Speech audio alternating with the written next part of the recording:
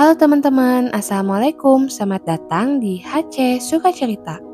Dalam video kali ini, aku akan bercerita tentang kisah sejarah seorang tokoh yang legendaris, yaitu Genghis Khan. Langsung aja dengerin dan simak videonya sampai habis.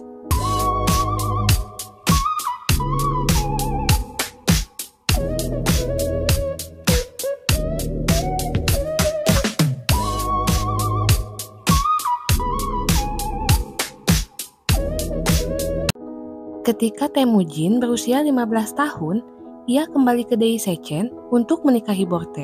Dei Sechen yang senang melihat menantu yang dikiranya telah meninggal, menyetujui pernikahan tersebut dan pergi bersama pengantin baru kembali ke perkemahan Temujin. Istri Dei Sechen, Chotan, memberikan Hoilun sebuah jubah musang yang berharga sebagai hadiah.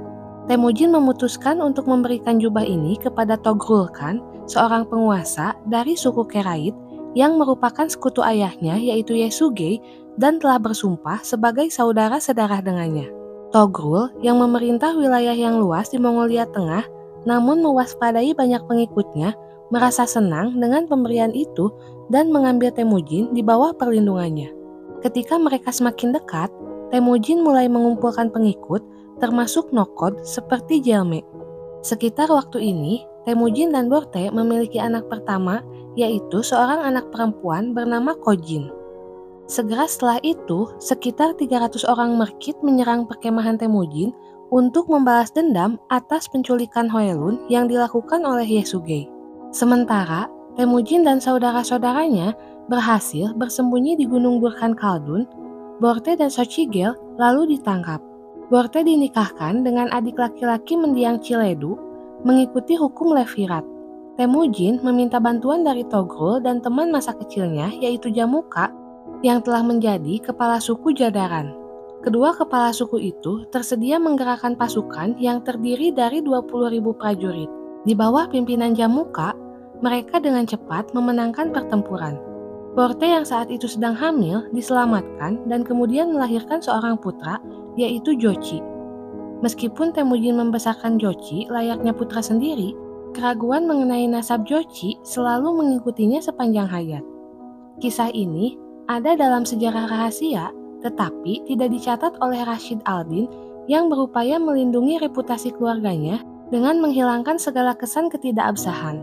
Selama 15 tahun berikutnya, Temujin dan Borte memiliki 3 anak laki-laki, yaitu Chagatai, Ogedei, dan Tolui, dan 4 anak perempuan yaitu Ceceigen, Alaka, Tumelun, dan Al-Altan. Para pengikut Temujin dan Jamuka berkemah selama sekitar 1,5 tahun. Selama itu pula, kedua pemimpin memperbaharui ikatan mereka sebagai saudara-saudara, bahkan turut berbagi selimut sebagaimana dicatat oleh sejarah rahasia. Sumber tersebut menggambarkan masa ini sebagai perjalinan hubungan erat antar sahabat. Ratnevsky menduga-duga bahwa Temujin mungkin saja melayani Jamuka sebagai imbalan atas bantuannya melawan orang Merkit. Pada akhirnya, kedua pemimpin itu berpisah, konon karena ujaran terselubung Jamuka tentang berkemah yang ditafsirkan oleh Borte sebagai tanda bahwa ia telah muak terhadap mereka.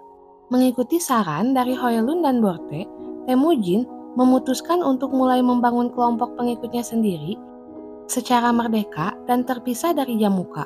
Meskipun para pemimpin suku utama tetap bersama Jamuka, tetapi 41 pemimpin bersama orang biasa memilih untuk mendukung Temujin. Mereka termasuk orang-orang dari suku Uriankai, Barula, dan Olkonud.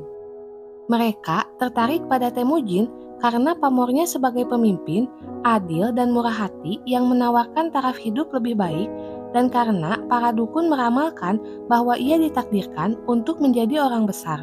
Temujin dengan cepat dinyatakan sebagai Khan Mongol oleh para pengikut terdekatnya. Togrul senang dengan naiknya Temujin, tetapi Jamuka cemburu dan kesal.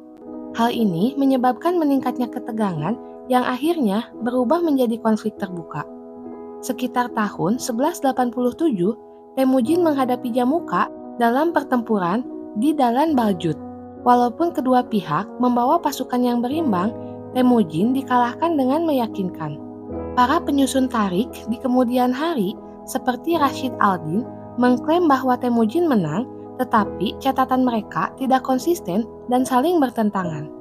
Sejarawan modern seperti Rajnevsky dan Timothy May berpendapat bahwa Temujin sangat mungkin menghabiskan sebagian besar dekade setelah pertempuran di Dalan Baljut dengan bekerja sebagai abdi dinasti Jin Jurchen di Tiongkok Utara. Zhao Hong mencatat bahwa sang pemuda yang nantinya menjadi Genghis Khan menghabiskan beberapa tahun sebagai budak Jin. Meskipun pernah dianggap sebagai arogansi nasionalisme, riwayat ini mungkin saja bersandarkan kenyataan, terutama karena tidak ada sumber lain yang memberikan penjelasan meyakinkan tentang apa yang dilakukan Temujin sejak pertempuran di Dalan Baljut hingga sekitar tahun 1195. Adalah hal yang umum bagi para pemimpin padang rumput yang dikecewakan dan pejabat Tiongkok yang dipermalukan untuk mencari perlindungan di seberang perbatasan. Kemunculan kembali Temujin dengan kekuatan yang besar menunjukkan bahwa ia mungkin diuntungkan dari pengalamannya mengabdi pada Jin. Penaklukannya terhadap Jin di kemudian hari menjadikan riwayat pengabdiannya dianggap merendahkan martabat bangsa Mongol, sehingga tidak dicatat dalam sumber-sumber mereka. Namun, Zhao Hong yang bukan orang Mongol tidak dibatasi oleh anggapan ini. Oke teman-teman, biar nggak kepanjangan seperti biasa, aku akan melanjutkan cerita tentang kisah Genghis Khan dalam part selanjutnya. Jangan lupa buat selalu support channel ini dengan cara like, komen, share sebanyak-banyaknya, dan subscribe. Bye-bye!